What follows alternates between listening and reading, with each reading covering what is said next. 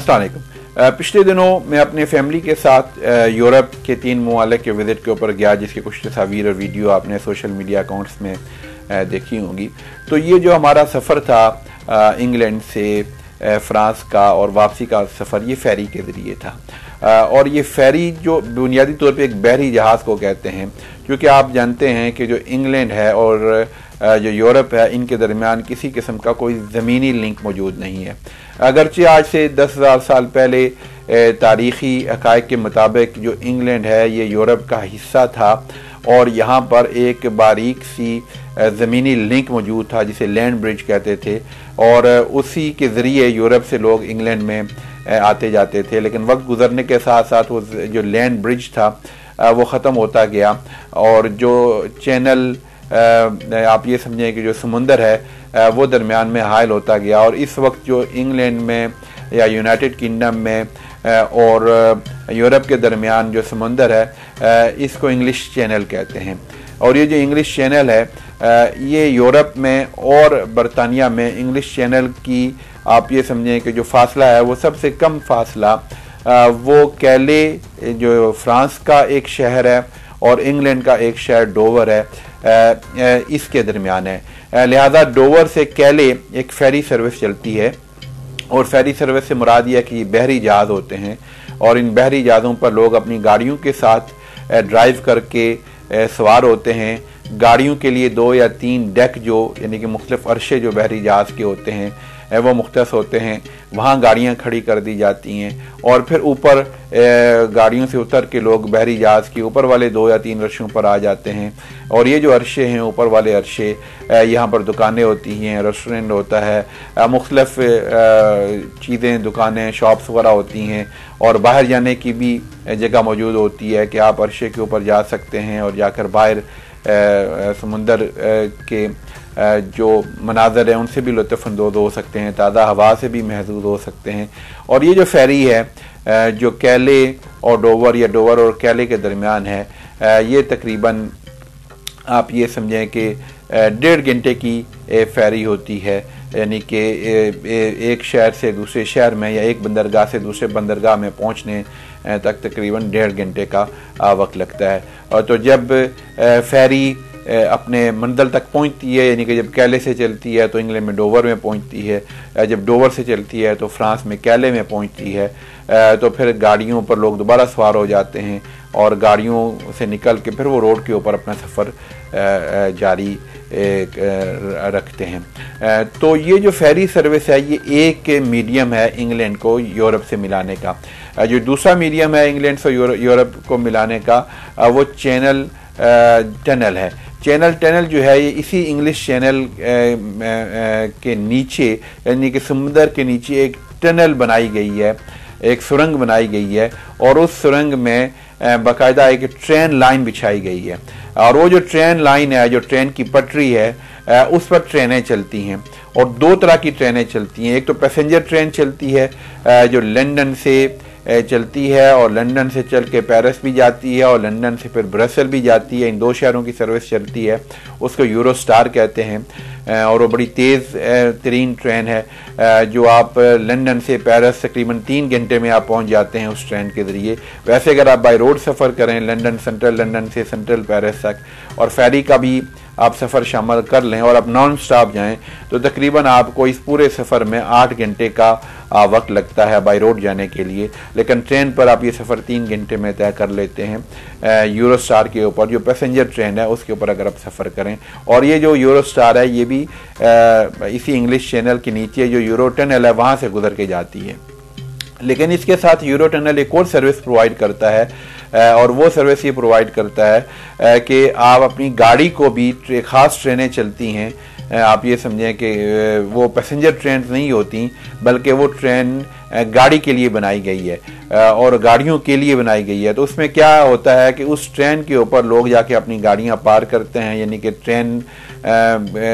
ऐसी होती है कि उसमें गाड़ियां अंदर जाने की गुंजाइश होती है और गाड़ी वहाँ एक लाइन में गाड़ियां पार्क होती रहती हैं, ट्रक भी पार्क होते हैं, गाड़ियाँ भी पार्क होती हैं। और जब वो ट्रेन जितनी उसमें गुंजाइश होती है गाड़ियों की उनसे भर जाती है तो अपने वक्त के ऊपर वो यहाँ से चलती है और फिर दूसरे शहर में, यानी कि इंग्लैंड से चलती है तो फ्रांस में स्टेशन के ऊपर पहुँचती है, फ्रांस से चलती है तो इंग्लैंड में अपने स्टेशन के ऊपर पहुँचती है, और वहाँ से फिर ट्रेन जब रुकती है तो लोग, ट्रेन के दरवाजे खुलते हैं और लोग अपनी गाड़ियाँ ड्राइव करके बाहर रोड के ऊपर आ जाते हैं। और ये जो सफ़र है जो ट्रेन के ज़रिए, यूरो टनल के ज़रिए जो सफ़र है इस तरह की ट्रेन का, जिसमें गाड़ियाँ एक जगह से दूसरी जगह ले जाई जाती हैं, ये तकरीबन आधे घंटे का सफ़र होता है। तो इस तरह दो मुख्तलिफ ज़राए हैं। यूरो टनल के ज़रिए भी आप गाड़ी पर फ्रांस से इंग्लैंड और इंग्लैंड से फ्रांस आ सकते हैं, और फेरी के ज़रिए भी आप गाड़ी पर इंग्लैंड से फ्रांस और फ्रांस से इंग्लैंड भी आ सकते हैं। फेरी के सर्विस के अपने फ़ायदे हैं, क्योंकि जब फेरी के सफ़र पे आप जाते हैं तो आप गाड़ी से निकल के बाहर जा सकते हैं, आप समुंदर के मनाज़र से लुत्फ़अंदोज़ हो सकते हैं, आप रेस्टोरेंट में बैठ सकते हैं, खाना खा सकते हैं, वज़ू कर सकते हैं, वॉशरूम का इस्तेमाल कर सकते हैं। आप नमाज़ पढ़ना चाहें तो उसके किसी एक साइड के ऊपर खड़े होकर बड़े आराम से नमाज भी पढ़ सकते हैं, और एक तरह की ब्रेक हो जाती है। इतना लंबा सफ़र जब आप लंदन से बिलफर्ज अगर जा रहे हैं पेरिस तक, जो 8 घंटे का सफ़र है, तो डेफिनेटली आप नॉन स्टॉप तो नहीं जाएंगे, रास्ते में आपने रुकना है। तो वो आप ये समझिए कि ब्रेक के लिए भी वो टाइम बंदा इस्तेमाल कर लेता है। जो यूरो टनल है उसके अपना फ़ायदा है। उसका फ़ायदा ये है कि फेरी सर्विस जो 1.5 घंटे की होती है उसके निस्बत ये बड़ी कम दौरानिए की सर्विस है। आधे घंटे में गाड़ी आप वहाँ से जाके निकाल लेते हैं दूसरे मुल्क से। लेकिन इसका नुकसान ये है कि आधा घंटा आप गाड़ी के अंदर बैठे रहते हैं, और जब ट्रेन चलती है तो बिल्कुल आपको पता है, चूँकि ये ट्रेन जो है वो टनल में जा रही होती है, तो आसपास कोई ऐसी चीज़ नहीं होती देखने वाली, एक अंधेरा सा ही होता है, और आप तो एक तरह के अंधेरे में ट्रेन चल रही होती है और आपको ट्रेन चलने की आवाज़ आ रही होती है, लेकिन आप अंधेरे में तकरीबन आधा घंटा गाड़ी के अंदर ही बैठे रहते हैं, क्योंकि बाहर निकलने का कोई ऐसा इंतज़ाम नहीं होता। तो ये सफ़र इतना शॉर्ट है, दौरानिया इसका कम है, मगर इस सफ़र में उस तरह की फैसिलिटीज़ दस्तियाब नहीं हैं जो फेरी सर्विस में दस्तियाब होती हैं। तो इस सफ़र के दौरान मैंने चंद वीडियोज़ भी बनाई हैं जो फेरी सर्विस में किस तरीके से फेरी पर गाड़ियाँ अपलोड होती हैं, यानी कि गाड़ियाँ उसके ऊपर लोड की जाती हैं, कैसे गाड़ियाँ वहाँ से उतरती हैं और फेरी के अंदर के मनाज़र कैसे होते हैं, वो भी इस वीडियो के दौरान मैंने कोशिश की है आपको दिखाए जाएं। इसका बुनियादी मकसद ये है कि ये एक नॉलेज शेयरिंग के लिए, इंफॉर्मेशन शेयरिंग के लिए है कि किस तरीके से दुनिया के मुख्तलिफ ममालिक में अपने अवाम के लिए टेक्नोलॉजी का इस्तेमाल ममालिक मिल के करते हैं और सहूलियात फ़राम करते हैं, लोगों को रस्ल रसायल की सहूलियात फ़राम करते हैं, ट्रैवलिंग की सहूलियात फ़राम करते हैं, एक मुल्क से दूसरे मुल्क में जाने की सहूलियात फ़राम करते हैं। इससे